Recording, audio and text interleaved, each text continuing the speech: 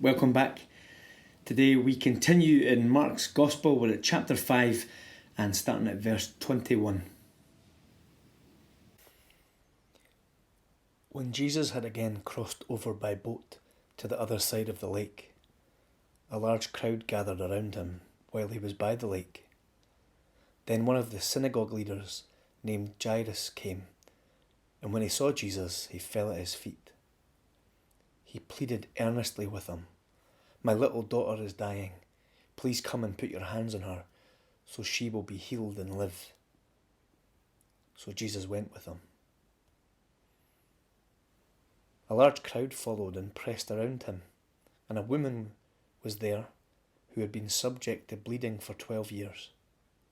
She had suffered a great deal under the care of many doctors and had spent all she had. Yet instead of getting better, she grew worse. When she heard about Jesus, she came up behind him in the crowd and touched his cloak, because she thought, "If I just touch his clothes, I will be healed." Immediately her bleeding stopped, and she felt in her body that she was freed from her suffering. At once, Jesus realized that power had gone out from him. He turned around in the crowd and asked, "Who touched my clothes?" "You see the people crowding around you," his disciples answered, "and yet you can ask, 'Who touched me?'" But Jesus kept looking around to see who had done it. Then the woman, knowing what had happened to her, came and fell at his feet, and trembling with fear, told him the whole truth. He said to her, "Daughter, your faith has healed you. Go in peace to be freed from your suffering." While Jesus was still speaking, some people came from the house of Jairus, the synagogue leader. "Your daughter is dead," they said. "Why bother the teacher anymore?" Overhearing what they said, Jesus told them, "Don't be afraid, just believe." He did not let anyone follow him except Peter, James, and John, the brother of James. When they came to the home of the synagogue leader, Jesus saw a commotion with people crying and wailing loudly. He went in and said to them, "Why all this commotion and wailing? The child's not dead but asleep." They laughed at him. After he put them all out, he took the child's father and mother and the disciples who were with him and went in where the child was. He took her by the hand and said to her, "Talitha cum," which means, "Little girl, I say to you, get up." Immediately the girl stood up and began to walk around. She was 12 years old. At this they were completely astonished. He gave strict orders not to let anyone know about this and told them to give her something to eat. Being stuck at home means quite a lot of time on the internet, whether it's Zoom or whether it's Facebook or just surfing and browsing. And there's a lot of clickbait out there. One thing I saw was an article where the headline talked about God can't be good or he can't be powerful, and he certainly can't be both, because otherwise we wouldn't have coronavirus. He'd have healed us or he wouldn't let anything bad happen to us, and so God can't be both good and powerful. It's an old argument and it's been dealt with well by other people.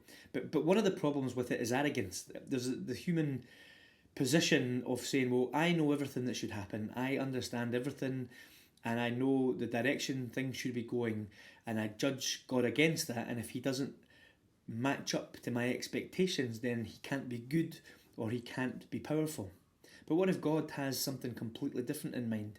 What if God has plans way beyond mine? What if God has understanding and vision, perspective that I can't even imagine?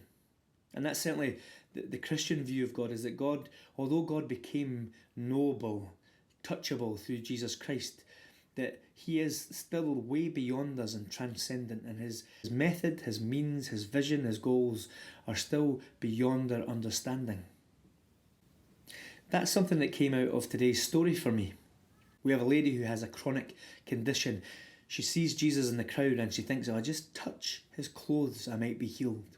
She has faith that has developed enough to believe that just touching his clothes might help. We also have a father who's desperate, Jairus, the leader of the synagogue. Faith has brought him to Jesus because he is desperate for help. His daughter is dying, she's only 12 years old, and he is looking for this healer, this miracle worker. Both of their stories say to me that there's something more important even than healing. And that thing is faith. We might ask, why has God not healed this woman? 12 years of a chronic condition, a condition that probably kept her out of the synagogue, might have made her an outcast. And why would God allow such terrible suffering? I don't even want to think about the suffering that Jairus and his family are going through, worrying about their child who's dying. It's unbearable. Why would God allow that? If he's good, if he's powerful, why would he allow these things? I think it's because the story teaches me faith is even more important than healing.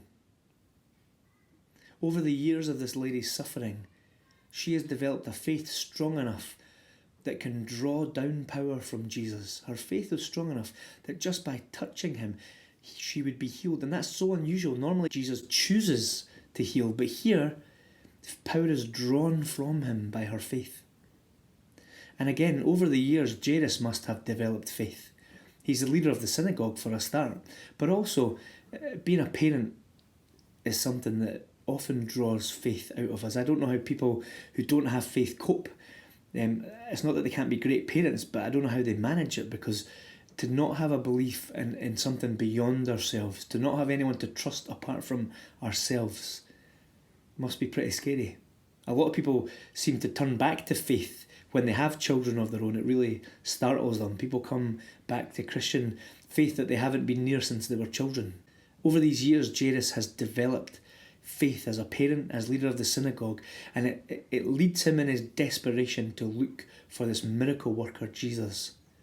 It must have brought him ridicule or questioning for him to do that as well, because Jesus was not always the favourite of some in the wider Jewish leadership. But they come because of faith in Jesus. The things that they have been through bring them at this one point in time to the same person. It's interesting to me that the stories collide that way. The lady has had chronic bleeding for 12 years. The young girl is 12. Jairus has had this daughter for 12 years. And these parallel lives come to the same place for healing because of the faith that has grown in Jesus. It makes me think that faith is even more important than healing. Is it that Jesus doesn't want to heal? Is it that God doesn't want to heal? No. Actually, we have learned in the story of Easter that God has ultimate healing for all that would believe. Healing is actually inevitable in the kingdom of God, but faith is not inevitable, and faith is the gateway to that healing. Faith is the way that we enter into the kingdom of God, the way that we enter into the new world where healing will be brought to all who enter, all who believe. And so in this life, faith is even more important than healing, even more important than not suffering, even more important than comfort and well-being. Christian faith does bring great comfort, but it also can bring great discomfort and trouble. Because in this life, the development and growth of faith, the exercise of faith, is the most important thing. Without faith, there will be no ultimate healing. And so it seems that sometimes God allows difficulty, adversity, responsibility that makes us anxious. Sometimes he allows these things because faith is even more important, not because he doesn't want to heal. In fact, through the cross of Jesus Christ, healing and forgiveness is offered to all. He is the source of the new life. He is the kingdom come and begun. And through faith, we have access to that healing, that ultimate healing. It's through Jesus Christ that we see that God is both good and all-powerful.